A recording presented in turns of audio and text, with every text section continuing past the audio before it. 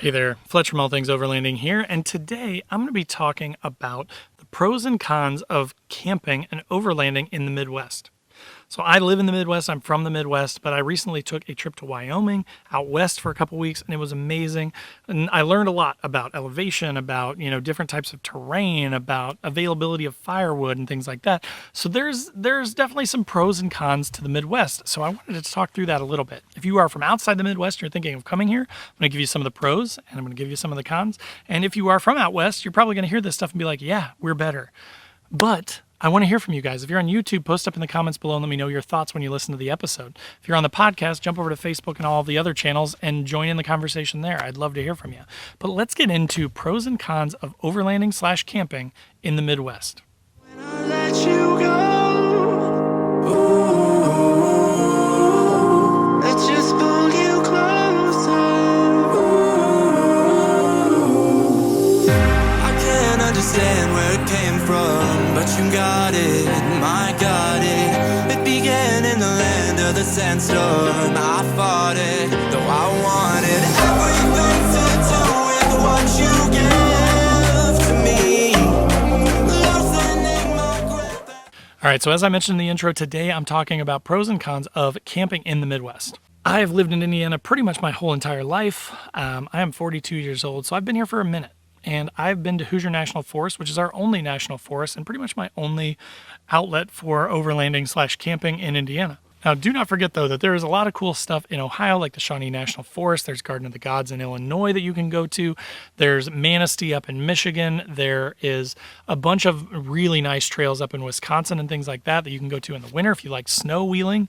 So there's a ton of really cool, fun stuff around here. But today I'm just going to break down, now that I've had some more experiences out west, which is kind of like the end-all be-all for overlanders, right? Like if you go out west to Colorado or Utah or Montana even, or Wyoming, those are kind of like the big hot spot areas where people want to go overlanding. And even the Pacific Northwest, I mean, if I'm leaving something out, post them up in the comments on YouTube and yell at me. But there's so many beautiful places out west, and then I'm stuck here in good old landlocked Indiana, right? So again, today I wanted to talk a little bit about pros and cons, so that if you are considering coming to the Midwest, or you're kind of like, well, that's a flyover state, like we don't need to go there, I'm going to give you some of the pros. And then if you are from here, I'm going to give you some of the cons and reasons why you should go explore places outside of the Midwest. So let's start with pros of the Midwest. What are some pros of living in and or camping / overlanding in the Midwest? Well, first of all, the pros are that there is a lot of land in Hoosier National Forest and a lot of things to explore. Lots of cool stuff to see. Nothing super crazy. You're not going to have arches or rock ways or big mountains or anything like that like you're going to have out west. But you're going to have some beautiful sort of wooded area, right? It's going to be pretty secluded, pretty private. Like right now, I've been out here for a few hours. I've maybe seen like 4 cars go by, and it's a Saturday, so it's pretty secluded. They're all gravel roads, so like the opportunity for exploring is really high. Like you could literally take a 2-wheel drive car out here and explore most of the national forest without really having any trouble. There aren't challenging obstacles. There aren't rock gardens. There aren't trails that are roads that are just so crazy here that you couldn't do it in almost anything.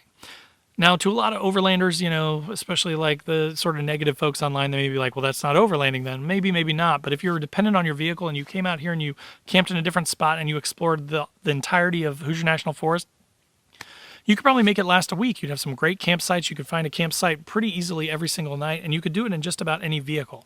So again, one pro is that it's really easily accessible. You can do it in almost any vehicle. There are a ton of ways to get out and explore and experience dispersed camping in the Midwest without needing a ton of specialized gear or a very specialized rig. Another pro is that, well, you do have to drive a little bit to get to places. As much as I say that there's only Hoosier National Forest in Indiana, I could go over to Shawnee National Forest in just a few hours.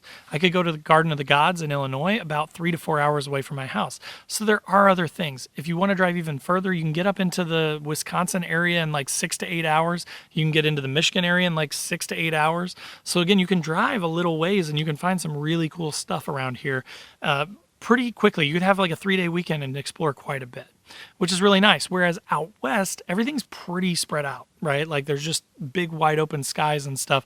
So you do kind of have to drive a little bit unless you happen to live near a mountain or something like that, right? But as far as accessibility goes, it's really easy. There's so much national forest land in the Midwest too that like it's super accessible with no fees. There's no sort of regulation is what I want to say. For Indiana, you don't need any special placards or stamps. You don't need to pay any special fees or taxes to go dispersed camping. You just show up and you get to go camping, which is pretty nice. But so then other than that, like again, it's kind of hard to overland truly in the Midwest. Now you can be dependent on your vehicle, and again, you could explore Hoosier National Forest and stuff, but we aren't remote enough to really truly be out there on your own. Like in Wyoming, there were spots where we were 40 to 60 miles away from the nearest town. And I mean, you couldn't even see any signs of humans, right? It just felt like you were on another planet. In Indiana, you could drive on these trails, but eventually you're going to come across a forest service person, or you're going to come across a paved road and be kicked out into some rural farmland. So it's kind of a little bit harder to get away. So you may view that as a con of the Midwest. Another con could be that like if you're looking for more of like an extreme like off-roading style of overlanding where you have to tackle obstacles and different types of terrain, you're just not really going to find that in the Midwest. You'll find gravel Forest Service roads, you'll find maybe some water crossing, some slight little short creeks that you have to drive through and things like that, but nothing super extreme. Some other cons, it depends on how you look at the drive that I mentioned earlier. Like it could be a pro that you only have to drive. Like for me, it seems not like a big deal to drive 8 hours because it's gravel roads, or I drive 8 hours and I get to do some cool snow wheeling in Wisconsin, right? So for me, an 8 to 10 hour trip one way is not that big of a deal. But that could be a con too, right? Like I went to Virginia one time and we did a long like 3-day weekend where we left on a Thursday and drove overnight and then got there on Friday. And it was a solid 10 hours each way. So 20 hours of my Friday, Saturday, Sunday were spent on the highway just getting to Virginia and then coming back from Virginia. So when we actually look at real time on trail, it was only maybe 2 days that we got to spend on trail. And we were exhausted and we were driving overnight and we were, you know what I mean? It was not ideal.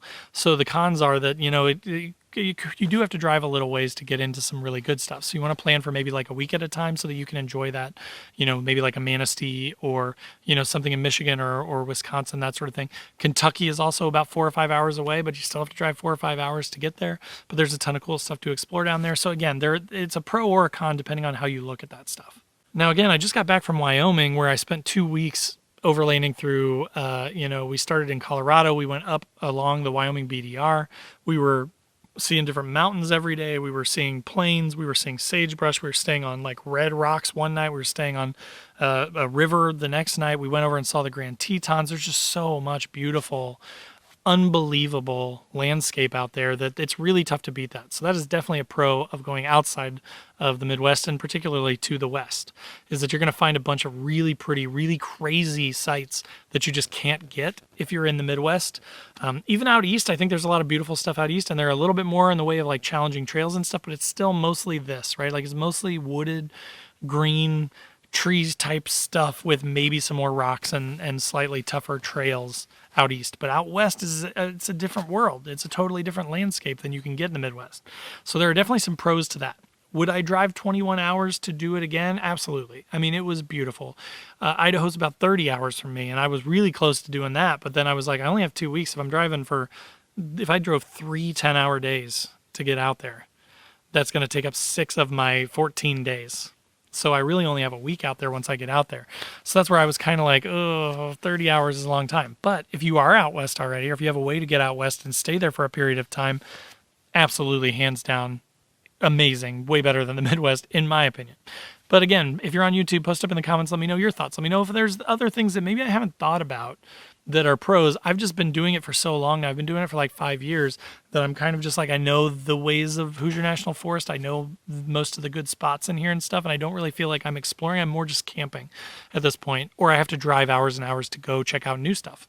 So you folks out west, consider yourself lucky. If you're out west and you're listening to this podcast, congratulations, you've won. The Midwest is definitely not superior to like a Wyoming or a Utah or a Colorado or that sort of thing. From an overlanding standpoint, right? From like an overnighter or like a weekend camping trip, It's really nice. I just drive 2 hours to Hoosier National Forest, and I'm in this beautiful forest, and I get to pick a really nice dispersed campsite that's away from people, and I get to enjoy my time. So there are some pros for that, but for like the longer term, if you're really looking to change things up, if you're looking to go, it's too hot, so you want to go up to elevation, which I didn't even know was a thing until I went to Wyoming. It's amazing, right? I have to deal with whatever the weather is here because we're all flat. So if it's 90 degrees, it's 90 degrees. I can't drive up a mountain and get down to 60. Which you guys out west do have that luxury, which is really nice. So there are some pros and cons to the Midwest for sure. I would give the nod to the western states from an overlanding standpoint, an exploration standpoint, a difference in terrain standpoint, a challenging standpoint as far as trails go.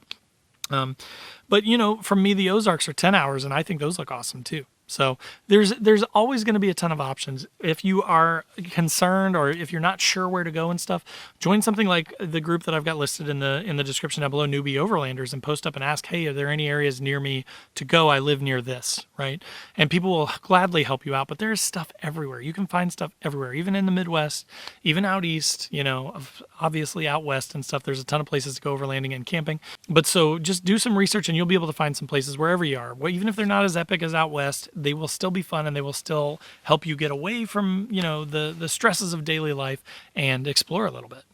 So again, I hope that was kind of interesting, made you think a little bit. I hope that I'd love to hear from you guys again on YouTube, what your thoughts are down in the comments, because I want to know what you guys think too, because this is just my opinion, right? But again, thanks for watching. Thanks for listening. If you're on YouTube, click that like button if you enjoyed the episode. In the description below are links to all my other social channels. So wherever you want to come hang out, I'd love to have you. Facebook, Instagram, TikTok, whatever. Click down below and follow along. There's also a link to my website where I've got patches and stickers. So if you're into any of that kind of stuff, check them out. I think they're pretty funny and pretty cool. They're awesome quality. They last for a long time. I've had stickers on my truck for years. They still look brand new. The patches that I put on my truck 5 years ago still look brand new. So definitely consider checking those out. And then last but not least, there are links to my Patreon page. We've got a Discord that runs 24/7. We've got a once-a-month Zoom call where we all kind of hop in and talk through our gear and rigs and things that we're doing, trips that we're taking, that kind of thing.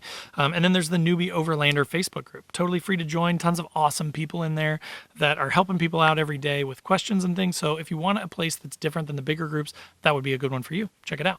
But again, thanks for watching. Thanks for listening, and we'll see you guys next time.